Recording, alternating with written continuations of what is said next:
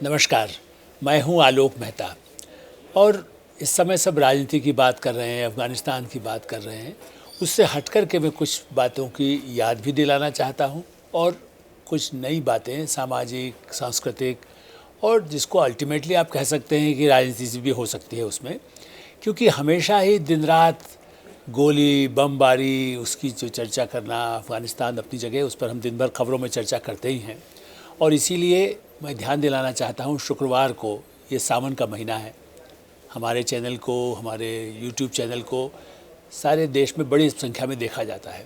सावन के महीने में प्रधानमंत्री नरेंद्र मोदी सोमनाथ में समुद्र पथ दर्शन, एक अभिनव परियोजना जो वर्षों से जिसके लिए तैयारी चल रही थी, उसका उद्घाटन करने वाले हैं। चाहे वो वर्चुअल होगा, आज के इस समय में कोरोना काल में तो बहुत सारे काम बाहर से उद्घाटन के रूप में होने लगे।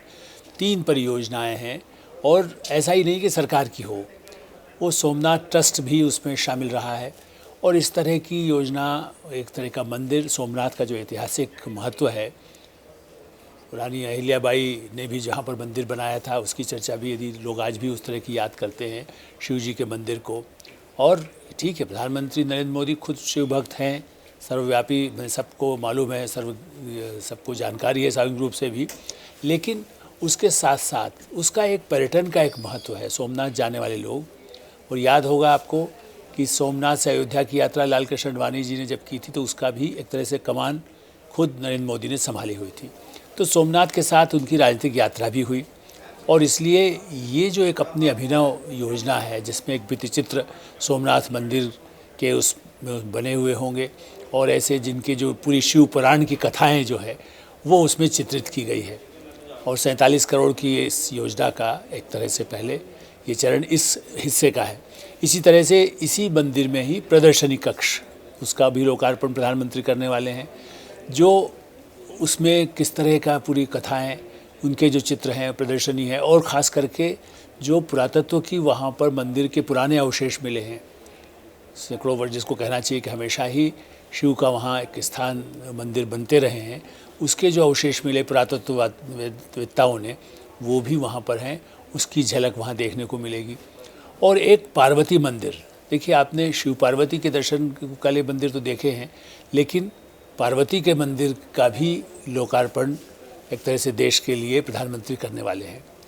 ये एक ऐसा कार्यक्रम है जिसको लोग कह सकते हैं कि धार्मिक भावना से जुड़ा है, भारत के सांस्कृतिक क्षेत्र से जुड़ा है, लेकिन इसके साथ ही पर्यटन की दृष्टि से अंतर्राष्ट्रीय महत्व है सोमनाथ का। दुनिया भर के हमारे प्रवासी भारतीय भी आते हैं, जैसे सारनाथ में बौद्ध आते हैं, उसी तरह से समुद्र के किनारे लगे हुए ऐसे भव्य मंदिर। और यदि उसके साथ यदि राजनीति की बात की जाए तो सरदार पटेल, जब हमारी भारत की आज़ादी हुई 1950 में, उसकी योजनाएं उन्होंने बनाई और वो खुद चाहते थे कि इसका पुनर्निर्माण किया जाए, चूँकि बहुत, और मैं इसलिए इसका उल्लेख करना चाहता हूँ कि 1972-73 में मेरा वहाँ जाना हुआ था संवाददाता के रूप में। और उस समय सोमनाथ के उस मंदिर में कुछ ज़्यादा ऐसा नहीं था, बहुत ही पुराना एक मंदिर जीर्ण शीर्ण हालत में दिखाई देता था। आज उस क्षेत्र में, चाहे वो नरेंद्र मोदी वहाँ मुख्यमंत्री रहे हों या सोमनाथ ट्रस्ट ने जो काम किया हो, एक बिल्कुल ही बदला हुआ रूप समुद्र के किनारे दिखाई देता है। दुनिया में लोग थाईलैंड जाते हैं, जब दूसरे देशों में जाते हैं और समुद्र के किनारे वाले मॉरिशस जाते हैं, लेकिन क्या ऐसा क्षेत्र मिल सकता है? हम बाली भी गए हैं अटल बिहारी वाजपेयी के समय में, जहाँ पर उस क्षेत्र में भी एक बड़ा शिव मंदिर है कहीं समुद्र के किनारे ही, लेकिन वो तो एक छोटा सा मंदिर है और पूरी पहाड़ी पर है। यहाँ सोमनाथ के मंदिर के लिए दुनिया भर के पर्यटक आ सकेंगे। उस समुद्र के किनारे का एक समुद्र पथ दर्शन जिसको कह सकते हैं, उसका भी दर्शन होगा, सांस्कृतिक भारत की विरासत का पता चलेगा और उस बहाने से औद्योगिक व्यापारिक क्षेत्र की दृष्टि से गुजरात ही नहीं, देश के अन्य हिस्सों के लिए भी एक आकर्षण का केंद्र बनेगा।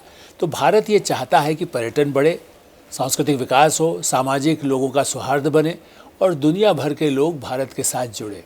इसलिए इन योजनाओं को केवल व्यक्तिगत भावना, राजनीतिक भावना या श्रद्धा का भावना या धार्मिक भावना से न माना जाए, इसे माना जाना चाहिए कि राष्ट्रीय अस्मिता, राष्ट्रीय पहचान, राष्ट्रीय गौरव के और हमारे जैसे सांस्कृतिक केंद्र हैं, तो सोमनाथ का धार्मिक महत्व होने के साथ इसकी सांस्कृतिक महत्ता है। और इसलिए झगड़े टंटे विवादों से हट करके इस पर्यटन की इस योजना को, सांस्कृतिक विरासत की योजना का सबको स्वागत करना चाहिए। धन्यवाद, नमस्कार।